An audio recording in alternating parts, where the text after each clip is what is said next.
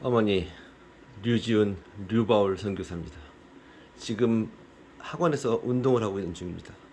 그리고 성경을 읽다가 같이 은혜를 나누고자 하는 말씀이 있어서 카메라를 들었습니다. 하나님이 인간을 창조하실 때 하나님이 형상을 갖고 창조하게 하셨습니다. 그건 뭐냐면 진흙뿐만이 아니라 하나님의 입김을 통해서 하나님과 교제할 수 있는 대상으로 태어난 것이고, 그 교제가 하나님께서 인간을 만드신 가장 중요한 창조의 목적이었습니다. 그것은 하나님과 인간이 사랑하게끔, 그리고 사랑을 나누고자, 그리고 하나님의 사랑을 부어주시고자 인간을 창조하신 것입니다. 그런데 하나님께서는 참으로 위험한 수를 두셨어요. 그 뭐냐면 에덴 동산에 다른 나무의 과일들은 다 먹게 하는데 하필이면 또 그 에덴 그 동산 중앙에 생명의 생명나무와 선악을 알게 하는 나무를 함께 두셔서 아담이 하와가 거기에 접근할 수 있도록 하셨어요. 그리고 이것을 먹지 말라고 명하셨어요. 엄하게. 그것은 그들이 과연 하나님의 뜻을 순종하는가 보려 하심이라. 인격적으로 하나님께서는 교제하시고 나의 뜻은 이것인데 너희가 그것을 지키는가 안 지키는가 보리라. 그것이 나를 사랑하는 너희의 증표니라. 뭐 이렇게 생각하신 거라고 생각합니다. 그런데 제가 말씀드리고자 하는 것은 그 많은 이야기들 중에서 우리가 하나님과의 교제가 일단은 허락이 되었어요. 그건 대단한 사실입니다. 무한하신 하나님과 유한하고 진흙더미에 불과한 인간이 함께 사랑을 나누며 의견을 나누며 서로 좋고 나쁘고 감동하고 때로는 슬퍼하고 이런 모든 귀중한 의지와 감정과 영혼의 모든 부분들을 하나님과 함께 소통하며 배워가며 성장한다는 것은 무한한 축복입니다. 그 중에서 어머님과 나누고 싶은 그 말씀은 우리가 하나님께 순종이 잘 안 될 때입니다. 특별히 하나님을 설득하려고 할 때 그런 상황에 대해서 말씀을 드리고자 합니다. 언제 인간은 하나님과 때로는 씨름을 하며 하나님을 설득하려고 할까요? 하나님과 씨름한다는 말이 떠오르면 야곱이 떠오릅니다. 그렇죠? 그래서 그 사람은 어떻게 씨름했죠?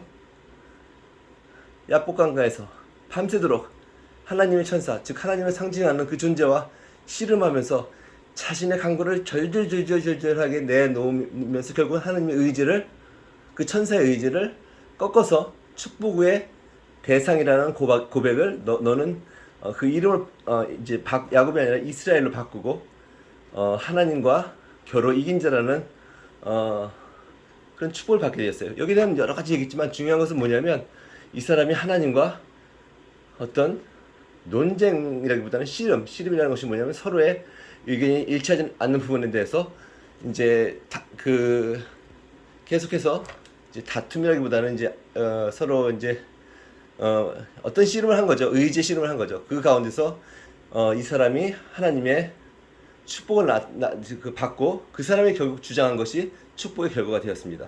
이런 면에서 볼 때는 하나님과 겨루어서 이렇게 말다툼하거나 뭐 어떤 자기 의지를 내놓는 것 자체가 나쁜 것 같지는 않아요. 그런데 가만히 생각해보면 이것이 항상 옳지는 않아요.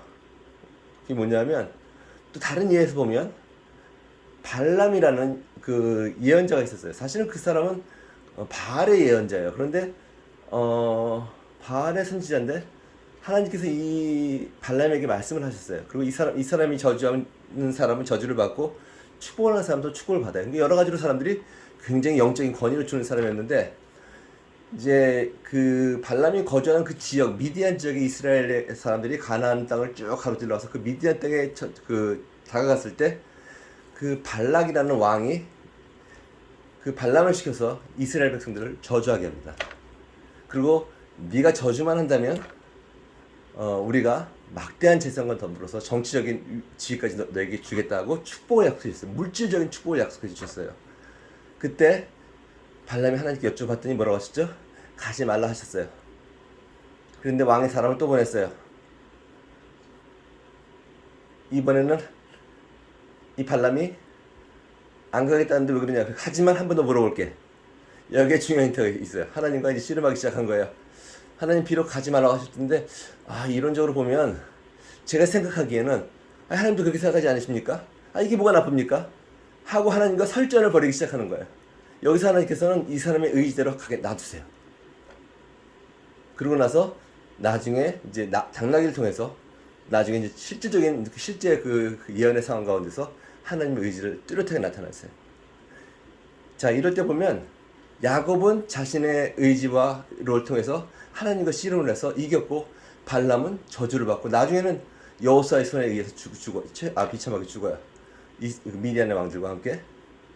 무슨 차이가 있냐는 것입니다.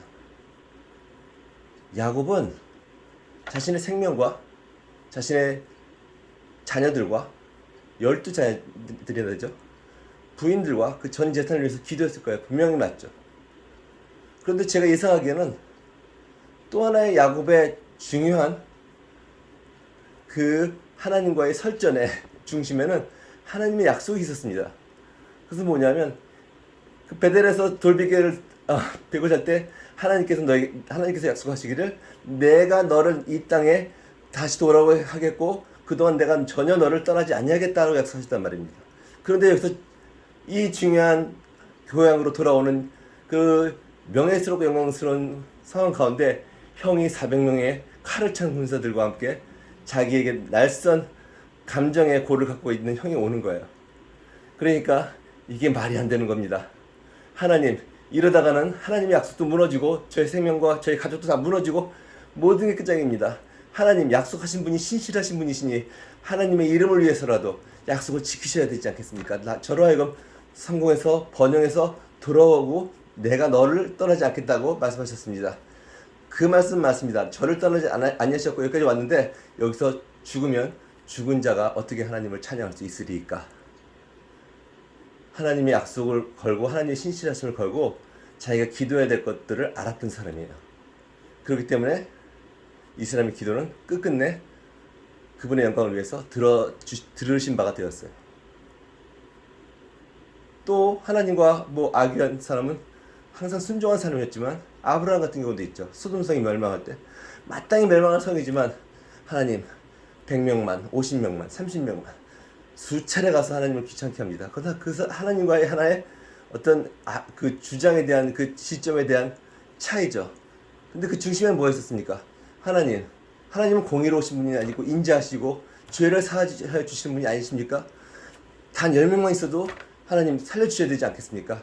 하고 자기가 긍휼히 여기는 그런 마음을 하나님의 영광을 위해서 또 주장했어요. 물론 거기서 이제 자기 조카를 살리려는 인간적인 정도 있었을 거예요. 근데 그 중심에는 하나님에 대한 공의에 대한 하나님의 공의와 신실하심에 대한 그런 의문과 그것이 무너질 것 같은 것에 대한 정직한 질문이었어요. 그래서 하나님께서는 끝까지 아브라함을 들어주시고 너의 말대로 하겠노라 하고 길을 열어주셨지만 끝내 멸망했죠. 그죠? 자, 여기서 공통점을 찾을 수가 있습니다. 우리는 우리의 욕정을 위해서, 우리의 정욕을 위해서, 우리가 원하는 것을, 우리가 당해야 될 어떤 고통의 결과라든가 두려움의 결과를 피하기 위해서 하나님께 간구할 수 있습니다. 나쁜 것이 하나도 아니죠. 또 하나님 영광을 위해서 간구할 수 있어요. 하지만 우리가 하나님께서 마음속에 불편함을 주실 때는, 그리고 이것이 하나님의 영광을 위해서 정직하게 도움이 안 된다고 생각할 때는 딱 접어야 돼요.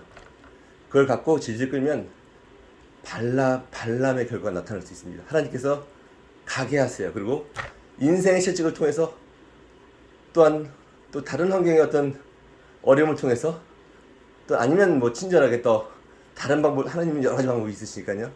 그분을 제한하실 수는 없죠. 배우게 하십니다. 거기에는 고통이 따를 수도 있고 손해가 따를 수도 있고 어려움이 따를 수도 있어요. 하나님께서 불편함을 주시면 그것이 하나님의 영광에 되는데 도움이 되는 것이 아니라면 마음속에 불편을 주실 때 하나님과 교제할 때 한 번에 접어야 돼요. 그리고 하나님께서 옳다고 하시는 분을 그 방법을 비록 이해하지 못하고 하나님 꼭 그렇게 하셔야 되겠습니까? 라고 질문할 때라도 딱 접고 순종하겠습니다. 그러면 제가 어디로 가야 되겠습니까? 그리고 가장 하나님 앞에서 온전하다고 생각하는 그 선택을 해야 됩니다. 예수님의 경우가 그렇습니다. 골고다에서 땀이 핏방울이 들어 기도하실 때 예수님이 인간적으로 고뇌하셨습니다. 피할 수 있거든 이 잔을 내게서 옮겨주시옵소서. 정말 괴로웠습니다. 하나님과 관계가 끊어지는 것이 끔찍했고 죽음의 고통을 당하는 것이 끔찍했습니다. 그것은 바로 성육신한 하나님의 비밀입니다. 무한하신 하나님께서 고통으로 인해서 호소하고 사정하는 그런 이중적인 모습들은 우리를 하여금 우리가 이해하는 걸 넘어선 그 하나님의 구원의 비밀, 예수 그리스도의 희생의 의미를 포함합니다. 여기 다 그걸 얘기할 수 없지만 예수님께서는 그 상황 가운데서 자기의 어떤 고통과 슬픔에 대해서 숨기지 않으셨습니다. 그리고 그대로 나타나십니다. 하지만 예수님의 기도의 끝은 항상 이렇습니다. 하지만 아버지의 뜻이거든 아버지 뜻대로 되어지기를 원하나이다 하고 고개를 숙이고 존경과 최고의 신뢰를 하나님께 보냈습니다. 그리고 자기의 뜻보다는 하나님께서 정해주신 그 길로 담담히 걸어가셨습니다. 그것이 우리의 삶입니다. 비록 우리가 원하고 우리가 바라는 것들, 우리가 하나님께 기도하고 싶어하고 하나님과 교제하기를 원하는 그 마음을 자연스럽게 나타내는 것은 그것은 반드시 옳습니다. 그건 필요합니다. 왜냐하면 하나님께서 그렇게 지으셨기 때문에 그렇습니다. 하나님께서는 질문을 듣기를 원하시고 대답하기를 원하시고 그를 통해서 배우기를 원하시고 특별히 순종하는 법과 사랑하는 법을 배우기를 원하십니다. 그것이 창조의 기본 동기입니다. 하나님은 피조물로서 창조하셨고 사랑하시기 위해서 창조하셨습니다. 그렇기 때문에 우리의 기도를 통해서 하나님께서 우리를 가르치기를 원하시고 우리를 하여금 하나님을 끝까지 신뢰하는 법을 알게 하시고 그것이 우리의 이성을 넘어서 우리의 의지를 넘어서 하나님을 더 신뢰하는 방법, 하나님을 더 사랑하는 방법을 인생의 내내 배우며 나가는 것입니다. 그걸 빨리 배우는 사람들은 삶이 순탄하고 좀 더 풍요하고 또 좋은 삶을 살 수가 있어요. 쉽게 얘기하면. 하지만 그렇지 못한 사람은 한 번의 실수를 통해서라도 몇십 년을 그 고통을 당하는 그러한 많은 영혼들이 있고 또 그 한 번의 불순종을 통해서 심지어는 빠져나올 수 없는 파멸의 결과로 남은 생애를 후회하는 사람들도 적지 않게 있습니다. 그건 극단적인 얘기입니다. 하지만 오늘 하루에 잠깐의 몇 분 예수님을 포함한 그런 간단한 기도를 예를 들어 봤을 때는 하나님께 진지하게 기도하시고 최고의 신뢰를 버리시고 내 마음속에 성령께서 한두 번 기도했는데 불편함을 계속 주시면 일단은 접고 기도하시고 다시 한번 귀를 기울이시고 그래도 불편하시면 하나님을 위해서 하나님께서 신뢰하면서 제가 하나님께서 확실하게 메시지를 주실 때까지는 보류 아니면 노 그리고 하나님의 음성을 따르겠습니다. 내가 어디로 가야 되겠습니까? 라고 신뢰의 모습을 보일 때 하나님께서는 네가 나를 사랑하는구나. 그러므로 내가 너를 감사할 조건으로 인도하겠다 하고 우리를 인도하십니다. 잘 아시는 줄 알지만 그것이 우리 영적인 건강을 위해서 너무 중요하기 때문에 제가 운동을 하면서 숨이 차면서 이게 목이 좀 타서 말도 잘 안 나오면서 함께 나눴습니다. 류바울 선교사, 류바울 선교 찬양대장, 류바울 전도대장이 오늘도 말씀을 드렸습니다. 할렐루야, 아멘.